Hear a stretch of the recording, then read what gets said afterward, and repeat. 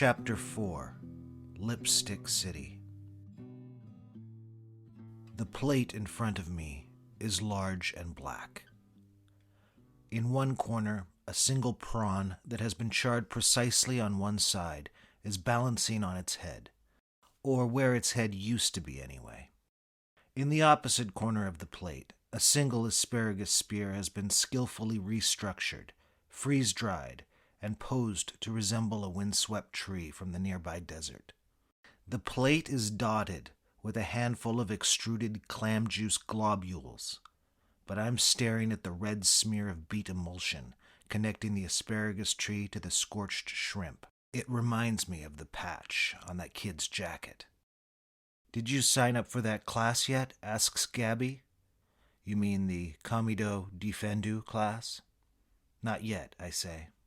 "Well, like I told you on the phone, you might as well do it now while you're between major projects, because you won't have the time once you're starring in Everyone Loves Mitch or whatever they're going to call it, right?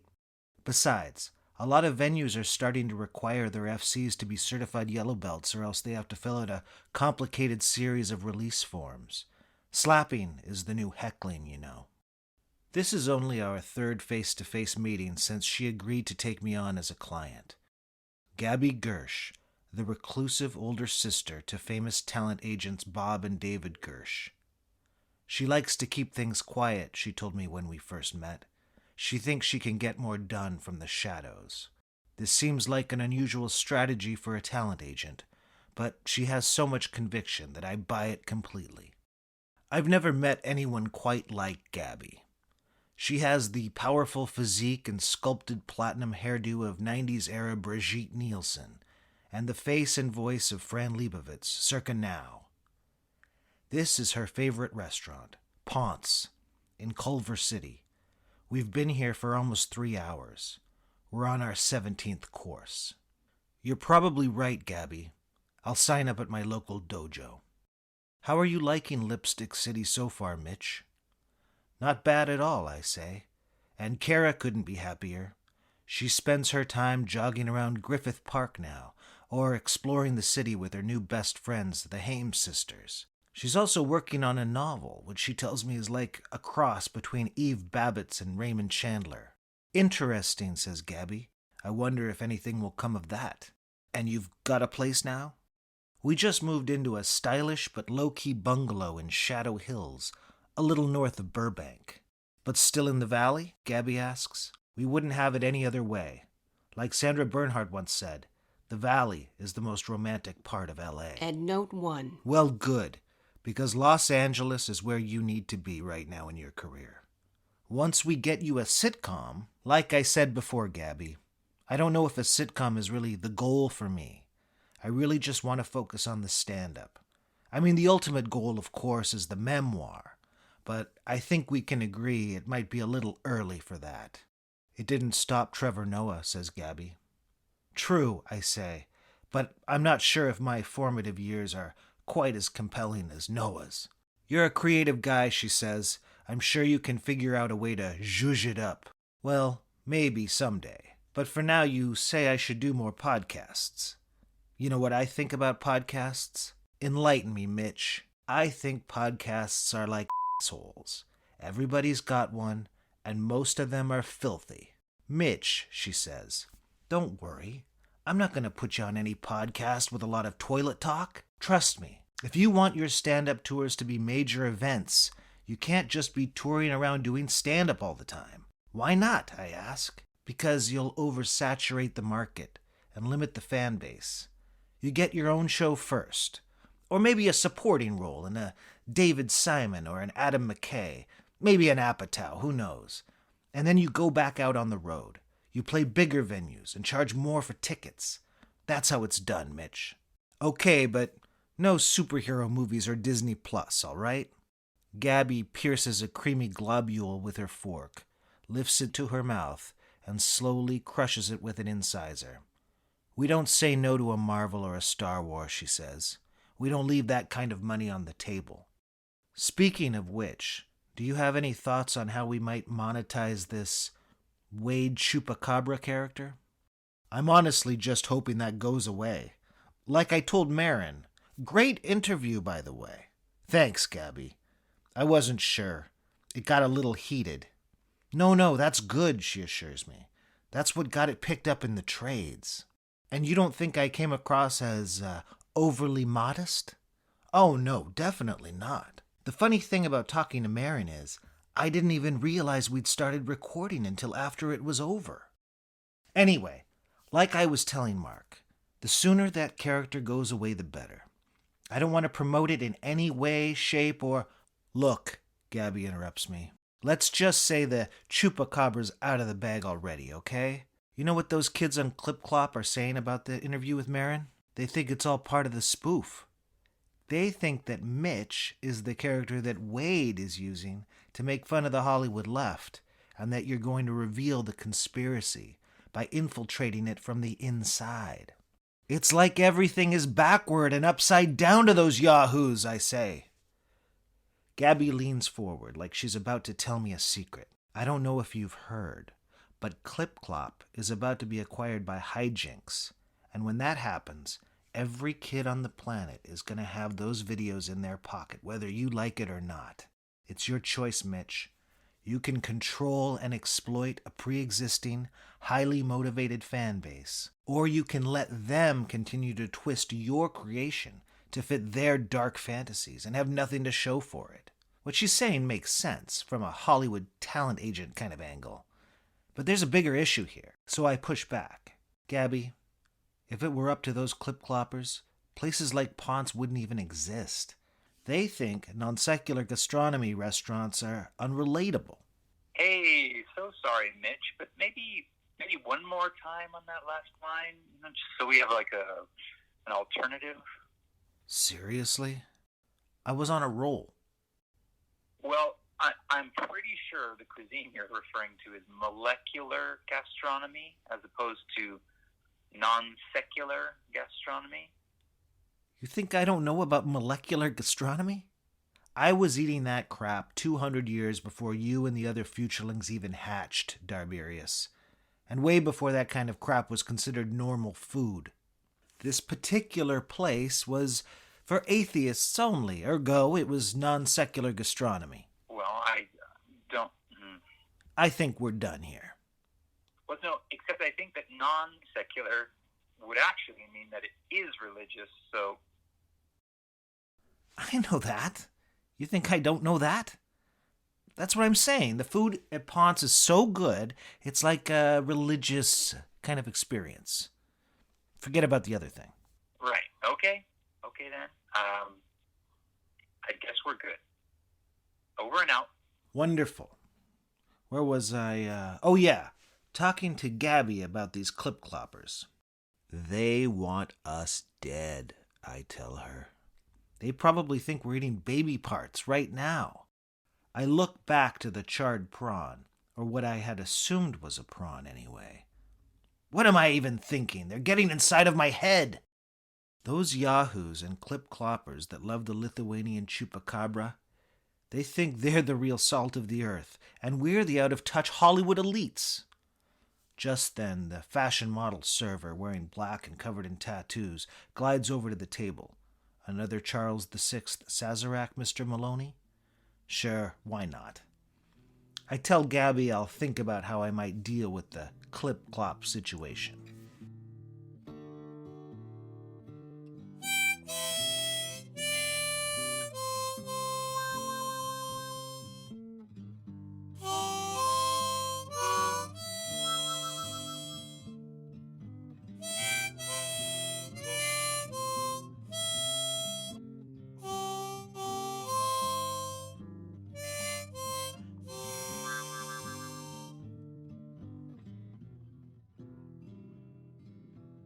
First on Gabby's list is the Last Laugh podcast, where Matt Wilstein asks me about my first laugh.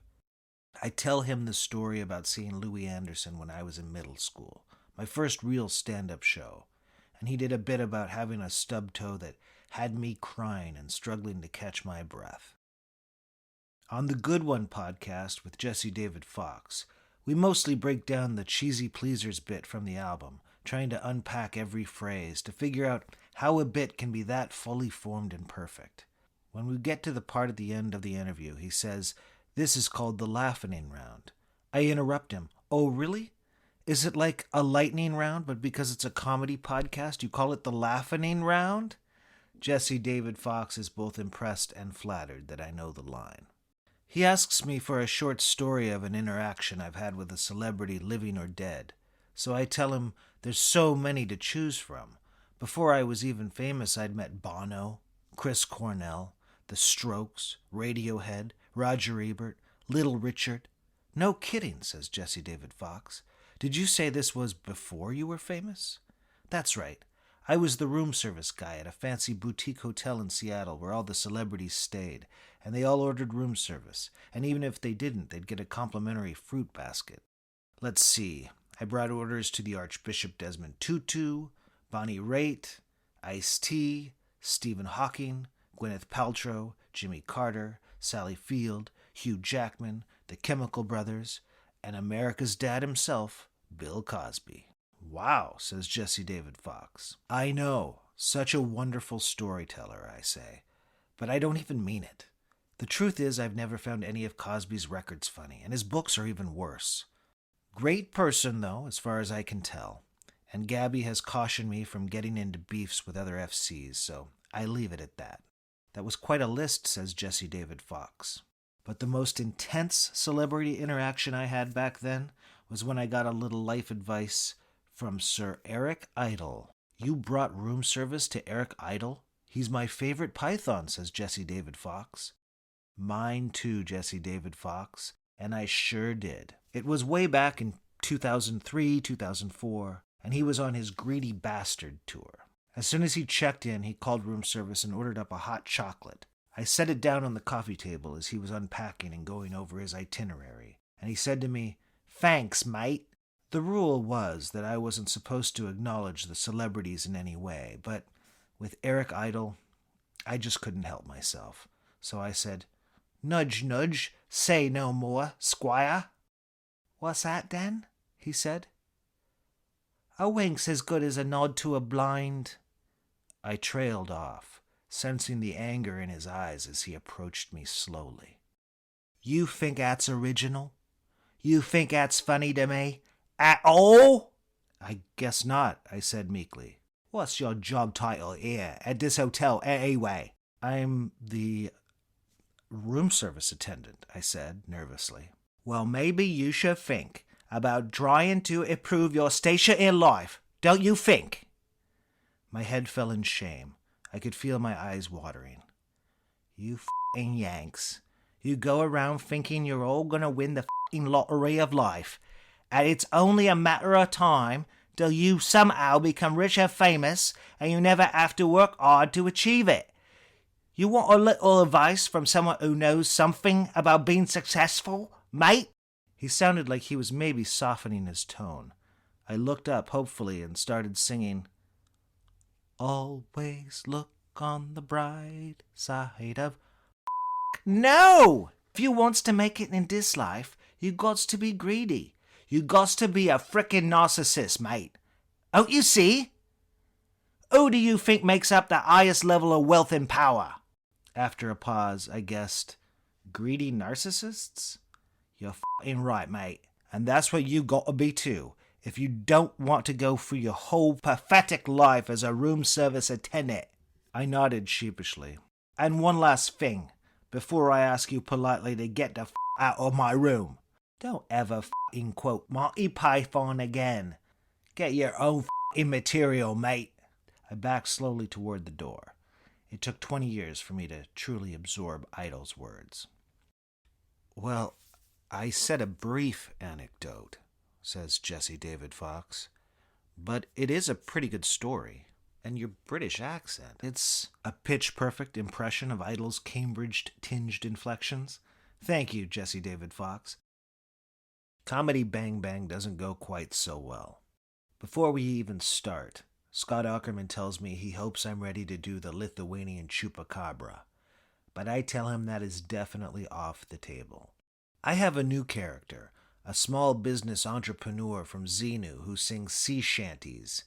But E.D. Patterson, as Bean Dip, and Matt Gorley as Professor Stillwater keep trying to take it in different directions and don't like it when I refuse to play along. Those chuckleheads don't get it, but at least I stop them from cracking themselves up for a few minutes. Next up is Ellen DeGeneres' web series, Funny Folks on Forklifts Eating Fast Food. We chow down on some impossible carnitas burritos while sitting on the prongs, wobbling around some industrial backlot in Wedgwood. I tell her how inspiring I found her book, especially the part where she said, "Don't worry about what people say about you or think about you. Let the naysayers neigh. They will eventually get tired of neighing." Endnote 2. I think she's about to cry, she's so moved. But then she really gets moved, as in jostled, when the forklift driver hits a pothole, causing her to pour beans and cheese all down her polka dot vest. She stops the interview because she says she needs to straighten things out with the driver. The final stop on the Mitch Maloney mini publicity blitz is drunk history. Aside from my dinners with Gabby, I've mostly been laying off of the giggle water since page 19. But I'm not going to say no to a bottle of Charlie 6 courtesy of Comedy Central, or miss this opportunity to tell the world about Grock, king of the clowns. Born in Bern, Switzerland, Grock literally ran away from home and joined a traveling Romani circus as a kid, and eventually became the highest paid entertainer in the world. He even performed for Adolf twice, and was involved in an unsuccessful assassination plot against him. I consider mentioning the baby blanket my grandmother made me. My grandmother from near Bern, Switzerland, as it happens, that had a clown on it that looked just like Grock. Maybe better to not bring that up, I decide. I take another swig of brandy.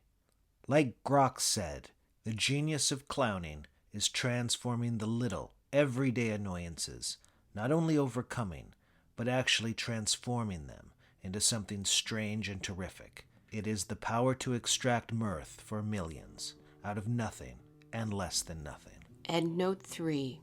You extract me with mirth, says the very spifficated host of the show, Derek Waters. I'ma call you Mr. Mirth, and that's how I get my show business nickname, the latest pseudonym on a list that is long and growing.